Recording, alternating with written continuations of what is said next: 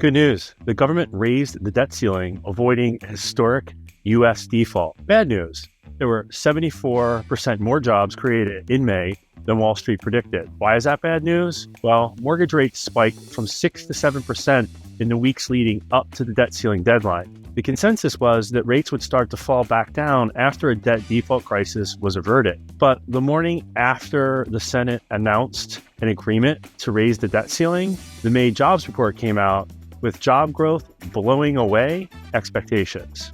So instead of mortgage rates going lower after the debt agreement, they headed higher as fears shifted from a debt default to the Fed raising rates further to stem job growth and therefore inflation. Mortgage rates are once again at or above 7% for many Americans. Surprisingly, home buyers seem absolutely undeterred by the higher rate as we continue to see multiple offers on a limited inventory of homes for sale. As discussed, 70% of homeowners with a mortgage have a rate below 4%, and most don't want to trade in their 4% rate for a 7% rate. So inventory continues to be flat. Last week, inventory rose less than 1% to 436,000 homes, whereas this time last year, inventory was increasing 5 to 7% per week, as you can see by the light red line on this chart.